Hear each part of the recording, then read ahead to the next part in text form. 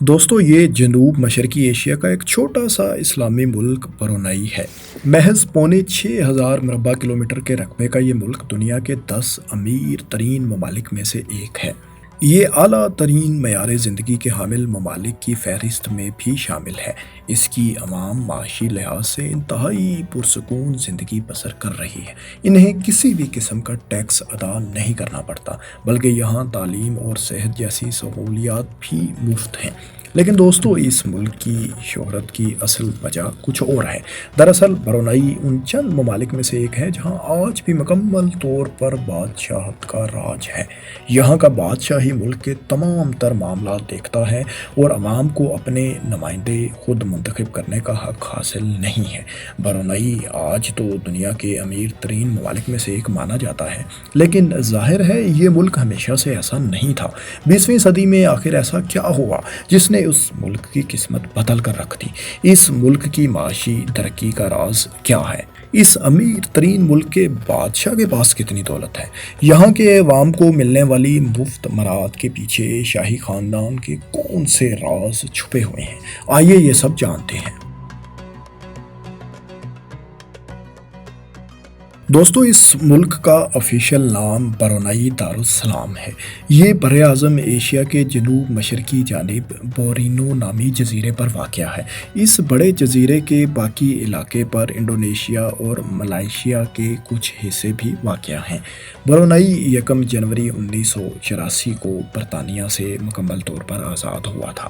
آج جنوب مشرقی ایشیائی ریاستوں میں برونائی سنگاپور کے بعد انسانی ترقی کی دوڑ میں دوسرے نمبر پر ہے۔ بین الاقوامی مالیاتی رپورٹس کے مطابق برونائی کی فی کس قوت خرید دنیا بھر میں 5ویں نمبر پر ہے۔ دوستو برونائی میں کئی صدیوں سے بادشاہت کا نظام چلا آ رہا ہے۔ 15ویں سے 17ویں صدی تک برونائی کی سلطنت اپنے عروج پر تھی اور شمالی بورنیو سے جنوبی فلپائن تک ان کی ہی حکومت تھی۔ 19ویں صدی میں یہ سلطنت کمزور پڑنے لگی۔ برطانیہ نے اس زمانے میں اس خطے میں اپنی نوآبادیات بنانی شروع کر دی تھیں۔ برطانیہ اب تک ان کے بہت سے معاملات میں مداخلت بھی کرنا شروع ہو چکا تھا۔ بالآخر 1888 میں برونائی برطانیہ کے مکمل طور پر زیر کنٹرول چلا گیا۔ اس کے بعد 1984 میں برونائی برطانیہ سے مکمل طور پر آزاد ہو کر ایک آزاد ملک بن گیا اور اس وقت کے بادشاہ حسن البلقیہ نے وزیر اعظم کا عہدہ سنبھال لیا۔ دوستو تخت برونائی پچھلے 56 برس سے اسی سلطان حسن البلقیہ کے پاس ہے۔ یہ 21 برس کی عمر میں 1967 میں برونائی کے 19ویں بادشاہ بنے تھے۔ برونائی میں آج بھی آمرانہ بادشاہت کا نظام رائج ہے۔ یہاں پارلیمنٹ تو ہے لیکن انتخابات نہیں ہوتے۔ آج کل کے دور میں اکثر ممالک میں ایسا ہوتا ہے کہ کسی ملک میں بادشاہ یا ملکہ کا عہدہ تو موجود ہوتا ہے لیکن یہ عہدہ صرف علامتی ہوتا ہے اور ملک کی باغ دوڑ وہاں کے وزیر اعظم یا صدر کے ذمہ ہوتی ہے جو کہ منتخب شدہ ہوتا ہے۔ لیکن دوستو برونائی میں ایسا بالکل بھی نہیں۔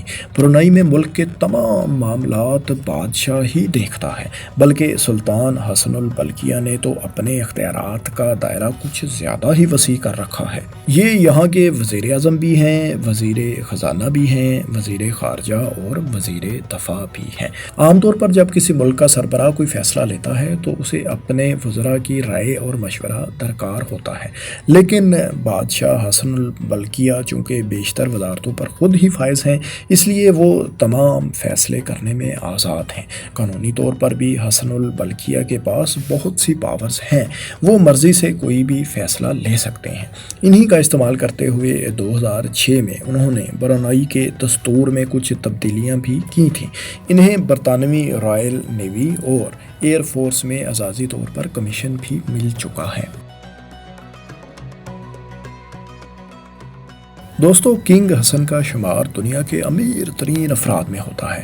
ان کی نیٹ ورتھ 2023 کے اعداد و شمار کے مطابق $30 बिलियन کے لگ بھگ ہے۔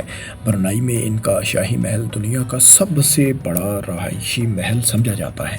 یہ 2 لاکھ مربع میٹر کے رقبے پر تعمیر کیا گیا ہے۔ اس شاندار محل میں کل 1788 عمدہ ترین کمرے، 257 بہترین ڈیزائن شدہ باتھ رومز، 5000 افراد کی سٹنگ کی گنجائش والا ایک بڑا ہال، سینکڑوں گاڑیاں کھڑی کرنے کی پارکنگ سپیس، 5 سوئمنگ پولز اور ایک انتہائی خوبصورت مسجد بھی ہے جس میں 1500 افراد کے نماز ادا کرنے کی گنجائش ہے۔ دوستو، اس شاندار محل کے علاوہ بھی بادشاہ کے بہت سے محلات ہیں۔ گاڑیوں کی بات کریں تو کنگ حسن کے پاس ہزاروں کی تعداد میں لگژری گاڑیاں ہیں۔ ان میں سونے سے بنی ایک رولز رائس بھی شامل ہے، جبکہ فراری، بینٹلے، بگاٹی، میکلارن یہ سب بھی بادشاہ کی اسی لگژری کلیکشن کا حصہ ہیں۔ ان کے پاس اپنے عمدہ ترین پرائیویٹ جیٹس بھی ہیں جن پر سونے کی تہ چڑھائی گئی ہے۔ بادشاہ کی امیری کا اندازہ اس بات سے بھی لگائیں کہ بادشاہ صرف اپنے بال کٹوانے کے $20,000 ادا کرتے ہیں، یعنی یہ پاکستانی تقریباً 56 لاکھ روپے بنتے ہیں۔ دوستو، 20ویں صدی کے شروع میں برونائی کی سالمیت کو بہت سے خطرات کا سامنا تھا۔ 1888 میں یہ برطانیہ کے زیر انتظام چلا گیا تھا، جس کے بعد اس کے بادشاہ کو کوئی بھی فیصلہ کرنے کے لیے برطانیہ کی رضامندی بھی درکار ہوتی تھی۔ اس کی معیشت کا بھی برا حال تھا، یہاں کی کرنسی کوڑیوں کے بھاؤ ہو چکی تھی۔ لیکن پھر 1929 میں برونائی میں تیل اور قدرتی گیس کے ذخائر دریافت ہوئے، جس نے برونائی کی قسمت ہی بدل کر رکھ دی۔ آئندہ برسوں میں مختلف انٹرنیشنل آئل کمپنیز نے یہاں کام شروع کر دیا۔ تیل اور گیس کی ایکسپورٹ سے برونائی کی معیشت کو پر لگ گئے۔ لیکن پھر دوسری جنگ عظیم شروع ہوئی۔ جاپان نے 10,000 فوجیوں کی مدد سے برونائی اور کچھ قریبی ممالک کا کنٹرول حاصل کر لیا۔ 4 سالوں میں جاپان نے برونائی کا حشر نشر کر دیا۔ اسکولوں میں جاپنیز زبان سکھائی جانے لگی۔ سرکاری افسران کو جاپنیز سیکھنے پر مجبور کیا گیا۔ یہاں برونائی کی کرنسی کی بجائے اپنی کرنسی جاپان نے رائج کی۔ تجارت بالکل بند ہو کر رہ گئی۔ آخرکار 1945 میں برونائی کی فوج نے آسٹریلیا کے ساتھ مل کر برونائی کو جاپان سے واپس لینے کے لیے حملہ کیا۔ امریکی ایٹمی حملوں کے بعد جاپان ویسے بھی کمزور پڑ چکا تھا، اس لیے جاپان نے برونائی میں ہتھیار ڈال دیے اور برونائی کی ترقی کا سفر شروع ہوا۔ 1970 کی دہائی میں برونائی میں معاشی ترقی اپنے عروج پر تھی۔ تیل اور گیس کے ذخائر اس قدر تیزی سے استعمال ہو رہے تھے کہ ماہرین نے حکام کی توجہ اس طرف مبذول کرائی کہ کہیں یہ ذخائر مکمل طور پر ہی ختم نہ ہو جائیں۔ دراصل تیل کی دریافت سے پہلے یہاں دوسرے شعبوں میں بھی کام جاری تھا، لیکن اب تو ملک کا تمام تر انحصار صرف تیل اور گیس پر ہی تھا۔ دوستو، آج برونائی 1,80,000 بیرل روزانہ تیل کی پیداوار کے ساتھ جنوب مشرقی ایشیا میں تیل کی پیداوار کا تیسرا بڑا ملک ہے۔ آپ نے شیل پیٹرولیم کمپنی کے بارے میں یقیناً سن رکھا ہوگا۔ ایسی ہی ایک کمپنی برونائی میں بھی ہے جس کا نام برونائی شیل پیٹرولیم ہے۔ اس کمپنی کا برونائی کی ترقی میں ایک انتہائی اہم کردار ہے۔ سال 2021 کی معاشی رپورٹس کے مطابق ملک کی کل GDP کا تقریباً نصف تیل اور گیس سے ہی آیا۔ برونائی کی پر کیپٹل GDP سال 2021 میں لگ بھگ $32,000 تھی۔ اگر پاکستان سے اس کا موازنہ کیا جائے تو اسی سال پاکستان کی پر کیپٹل GDP صرف $1,500 تھی۔ یہی وجہ ہے کہ برونائی کے شہریوں کا معیار زندگی بہت بلند ہے اور تمام شہریوں کے پاس زندگی کی بنیادی ضروریات، اچھا گھر اور گاڑی وغیرہ دستیاب ہیں۔